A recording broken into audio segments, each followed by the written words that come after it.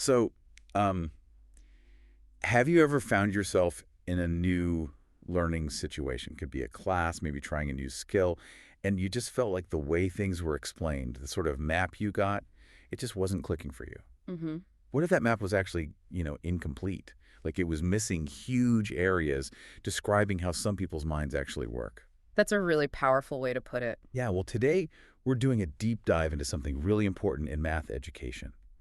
We're going to unpack the challenges, the very real struggles faced by certain students, specifically those known as Gestalt Language Processors, or GLPs. Right. And for these learners, it's not about processing information piece by piece analytically. It's more like they grasp the whole thing first, the big picture, the gestalt, and then they break it down. Exactly. It's a fundamentally different way of knowing. But the problem is, it's often completely misread by our education systems. Which leads to so many students feeling alienated, feeling like math just isn't for them, when it absolutely should be an open door. That's precisely our mission today. We're digging into this really insightful article, Cartographer of Absence, Rethinking Algebra II, Test Scores, and the Forgotten Doorways of GLP Students. And what makes this piece so compelling is who wrote it. It's an educator who is AuDHD, that's autistic, and ADHD, and also identifies as a GLP. So it's coming from lived experience, a really vital perspective. Absolutely, first-hand account. And the core argument is that math needs to be taught less like gatekeeping and exclusion and more like a story, an invitation. So our goal here is to find these forgotten doorways, as the author calls them, and really explore what genuine access to math looks like. For everyone. Okay, let's get into it. Right. So picture the start of the school year, that feeling of a hard reset. The article paints the teacher as a kind of cartographer, right? Trying to map out the unspoken struggles, the different learning landscapes in the classroom. And the setting is an Algebra II class, 11th grade. This isn't just any class. It carries a lot of weight. Huge weight. It's tied to things like the SBC exams. Yeah, the high-stakes tests that can really impact college placement. The pressure is definitely on. And this is where we hit that first major disconnect. Even with a teacher trying to understand, the official documents, like IEPs, individualized education programs, they often completely misidentifying GLPs. They really do. You won't usually see Gestalt Language Processor written down. Instead, you might get a broad label, something like specific learning disability. Or just notes about difficulty with comprehension. Exactly. Or even, sadly, teacher comments about a student seeming lazy or maybe unmotivated. Which is heartbreaking when you think about it. It is, because these labels, they rarely capture the truth of who that student is or how they actually process the world around them. Their way of entering language, math, meaning itself, the Gestalt way, it's just left uncharted, off the map. Wow. So the impact is, well, it's huge. For GLPs, the official story, the paperwork, it focuses only on deficits. Right. Their actual strengths, their inherent ways of knowing are completely absent from that official picture. Which is why the author talks about taking on that lonely but necessary job of being a cartographer of absence, drawing those missing maps herself. Yeah, it's a powerful metaphor. So it begs the question, what do these students actually need if the system isn't built for them? Well, the author is crystal clear on this. It's not about giving them a watered-down version of math. Right. Not easier problem. No, and it's not about more drills on isolated skills either. That misses the point entirely. So what is the answer? They need a different doorway, a completely different entry point into the subject. Because for Gestalt processors, knowledge doesn't arrive piece by piece. It comes in, like waves, as a whole pattern first. Right. And only later can that whole be broken down into parts. So if you deny that, if you insist on only the analytical step-by-step approach right from the beginning, you're basically locking the door on them. Exactly. Locking the door before they have even had a chance to step inside. So for you listening, just think. How many students might be getting mislabeled, may be falling behind, just because their minds work differently, and the standard way of teaching doesn't actually see them. It doesn't invite them in. It's a sobering thought. It really is. And this leads us nicely into what the article calls the gates of orthodoxy. Let's talk about George Pólya first. Ah, yes, Pólya, the Hungarian mathematician. His book, How to Solve It, back in 1945, it was groundbreaking. Absolutely, that four-step process. Understand the problem, devise a plan or model, carry out the plan, solve, and then look back. Interpret. And you have to acknowledge it's a powerful framework. It became the gold standard in math education for decades. Especially for what the article calls analytic processors, those learners who naturally break things down sequentially. Right. But here's the catch for GLPs. The critical limitation, the gate, is that very first step. Understand the problem. Because demanding that kind of analytic parsing, figuring out the abstract structure right at the start, for a GLP, that's asking them to use a pathway that just wasn't built for them. So they get stuck before they even begin. Precisely. They often get misread as incapable, not because they aren't smart, but because they're waiting for a different way in, one that lets them grasp the whole picture first. Okay, that makes sense. But the challenges didn't stop with Pólya, did they? There's this sort of new orthodoxy now. Right. Programs like illustrative mathematics, or IM, and the philosophy behind it is productive struggle. Which, on the face of it, sounds really positive.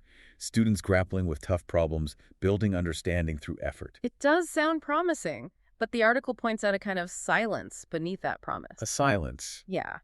The way IM is often structured, it doesn't really make explicit room for IEPs or for language learners or for diverse processing styles like GLP. It assumes everyone starts from the same place. Pretty much. It assumes every student has enough analytic footing to begin the climb, as the author puts it. Enough working memory to hold all the pieces while they struggle.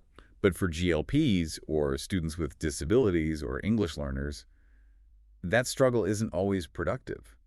No.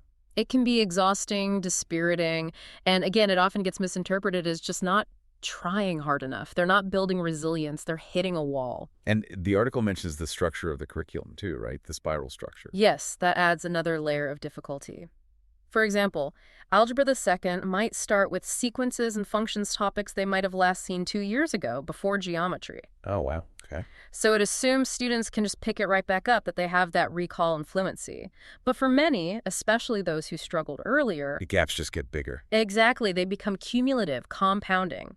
That unrelenting struggle feels impossible, and that's often where that devastating belief sets in. Mathematics is not for them. You can just feel that sense of drowning.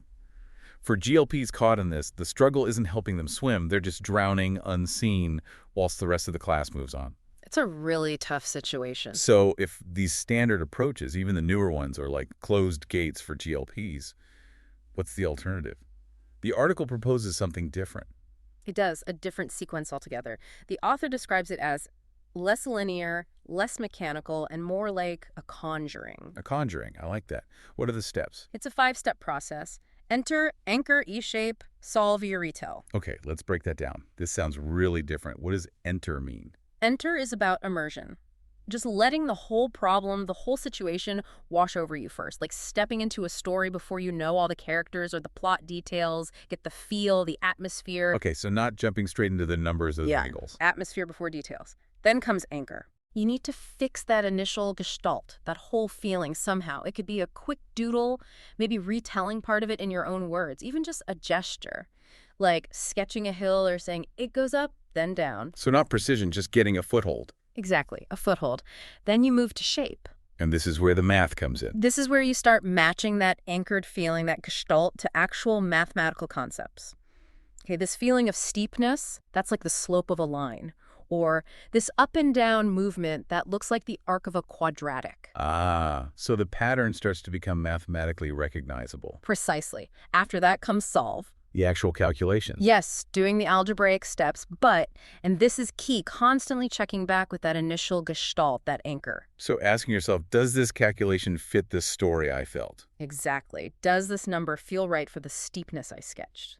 Solving becomes a constant dialogue with the whole, not just manipulating symbols. That makes the abstract steps meaningful. It does. And finally, retell. Retell, like explaining your answer. More than that, it's about narrating the solution back into the story. So this slope of 2 means that for every 1 step we take horizontally, the line climbs 2 steps vertically. It's the final step of making the abstract math real and whole again. Wow, that is fundamentally different. It's not about lowering the bar, is it? Not at all. It's not easier. It's about productive entry. It's about finally acknowledging that for some learners, knowledge just doesn't arrive fragmented. It arrives whole, waiting to be shaped. And that puts a huge emphasis on the teacher's role, doesn't it? Absolutely. This reframing makes it clear. When teachers frame questions as stories, when they use examples that resonate, they aren't simplifying the math. They're creating access to it. They're building those doorways. Yes. speaking a different kind of reality into being for those students. Which leads us right to the idea of the teacher as a storyteller. The article argues really strongly that teacher framing is never neutral. It really isn't. The way you speak a problem, the rhythm, the images it brings up, the narrative around it that either opens a door or keeps it shut. And for GLPs, because they process holistically. For them, the framing is everything. The article gives some great examples of this, using imagery, like with slope. Yeah, instead of just a formula, ymx plus b, or rise over run as an empty rule, frame it as a hill you are climbing. Feel the steepness under your feet, maybe the burn in your calves when it gets steeper. That makes it so tangible. It roots the abstraction in a body, in memory. Exactly. Or a parabola. It's not just a U-shape on a graph. It's the arc of a ball thrown in the air. Right. That moment it hangs suspended before falling back down. That's not simplifying. The author calls it translation.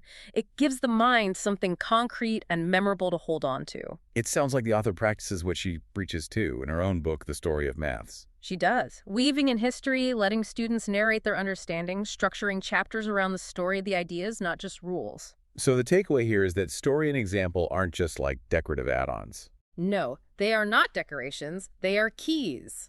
Or, as the author vividly puts it, they are spells turning the abstract into the graspable. Spells, I love that. It enables teachers to approach math not as a command solve this, but as a story. Let's figure out this situation. And that allows so many more students to actually enter, anchor, shape, solve, and retell it themselves. It changes the whole dynamic from, exclusion to real engagement. Deep, meaningful engagement. Okay, let's tackle something really crucial now, a major misconception that has huge consequences. Yes, this is important. GLPs are not lazy. They are not defiant. They are not refusing to try.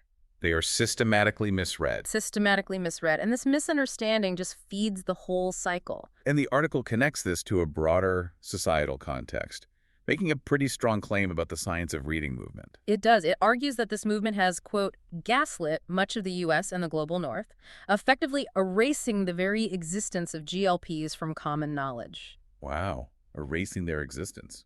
That's powerful phrasing. It is. And the article notes that even many speech and language therapists might not clearly recognize GLPs or know the best ways to support them across the curriculum. Which means the idea that GLPs will just grow into analytic processors with enough therapy. That's a fundamental misunderstanding. That door, that particular way of processing, it just doesn't open for them. What they actually need is to be met as we are. Met as they are. Yeah, with support that's tailored just in time and truly honors how they process language, story, and pattern, not just in language arts, but across the whole curriculum, including math. So it really comes back to the classroom, doesn't it? To the teachers. Into the hands of those willing to translate, to narrate, to reframe mathematics not as punishment, but as invitation. That's where the change happens. And when that shift occurs, the article paints a really hopeful picture. It really does.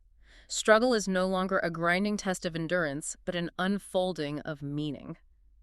Students who felt like they were drowning in silence suddenly find a doorway. A doorway waiting for them. Yeah, and the author connects this to her own heritage, her stone-born ancestors, who were also cartographers of absence, mapping unseen things with patience. Teaching that math starts with attention, not speed. Exactly. Attention, not just mastery or how fast you are. It reinforces this beautiful idea that mathematics was originally meant to be perhaps a circle of belonging, a conversation with the world. Not a ladder, a test, a narrow gate. Precisely. Moving from that exclusionary model to one of invitation, it creates what the article calls classrooms of resonance. Classrooms of resonance. I like that. So as we wrap up this deep dive, it really feels like we've uncovered the transformative power of just understanding and embracing these diverse ways of knowing, especially for GLPs in math. Definitely. Shifting from that deficit mindset, focusing on what's wrong or missing, to an invitation model, well, it clearly unlocks so much potential. It fosters real belonging. Yeah. The core insight, I think, is that when we truly learn to see students, to support them as they are using story, using resonance, offering those tailored entry points that fit how they think. We're not just teaching math algorithms anymore. We're creating that conversation with the world that actually genuinely includes everyone. Right. So for you, our listener, we want to leave you with a final thought, something to maybe mull over. What other absences might we be unconsciously failing to map? in our own lives, maybe in the systems we work in or interact with. How can we all become better cartographers of absence? How can we look for and maybe even create different doorways for understanding? Whether it's in education or how we communicate day to day, or even in our own relationships. This deep dive is a powerful reminder, I think, that real understanding, true comprehension, often starts not down one single narrow path, but with an open invitation to explore,